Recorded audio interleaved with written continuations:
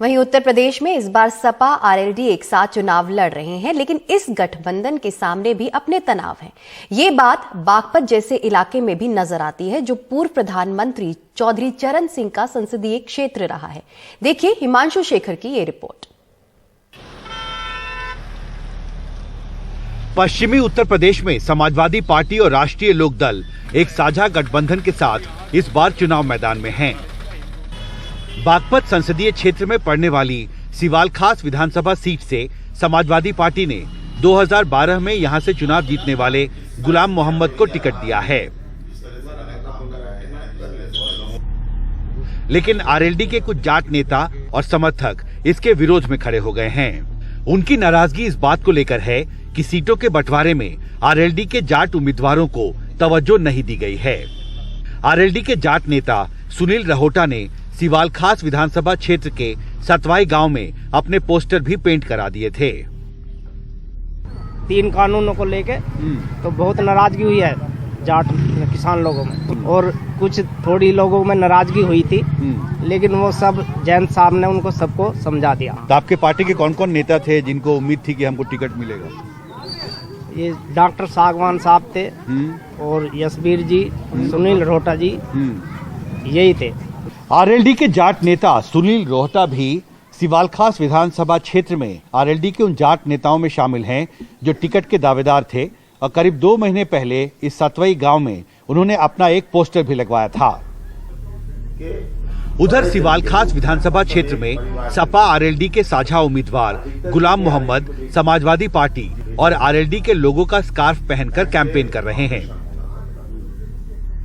उन्होंने माना कि आरएलडी के जाट नेता सिवाल खास सीट से चुनाव लड़ना चाहते थे, तो वो अपने नेता से टिकट मांग रहे थे, हम अपने नेता से टिकट मांग रहे थे। माननीय अखिलेश यादव से हम मांग रहे थे, जयंत चौधरी साहब से वो मांग रहे थे, और हमारे जो साथी टिकट मांग रहे थे उनके लिए थोड़ा जज्बात लोगों के जरूर थे। हमें अगर टिकट न मिलता तो हमारे लोगों के जज्बात और हमारे भी उसी तरह के होते।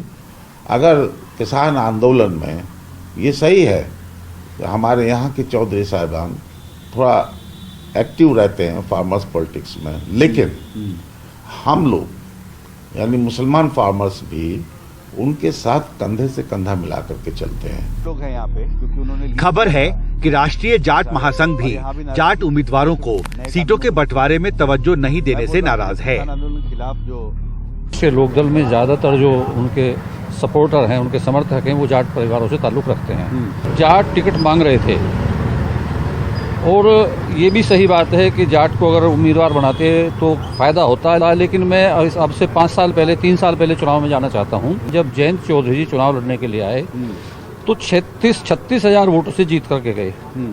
एक अकेले जाट कम्युनिटी से नहीं जीत सकते थे।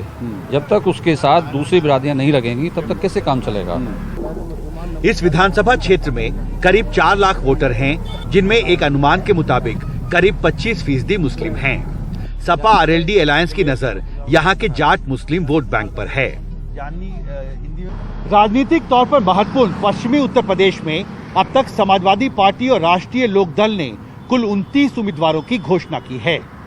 इस पूरे क्षेत्र में पहले चरण के चुनाव 10 फरवरी को होने वाले हैं, यानी अलग अलग सीटों पर गठबंधन को लेकर जो अंदरूनी राजनीतिक गतिरोध सामने आया है, उससे निपटने के लिए अखिलेश यादव और जयंत चौधरी के पास अब ज्यादा वक्त नहीं बचा है। अगर समय पर इस विरोध से नहीं निपटा गया तो पश्चिमी उत्तर प्रदेश में जाट मुस्लिम वोट बैंक को लुभाने की गठबंधन की कवायद कमजोर पड़ सकती है।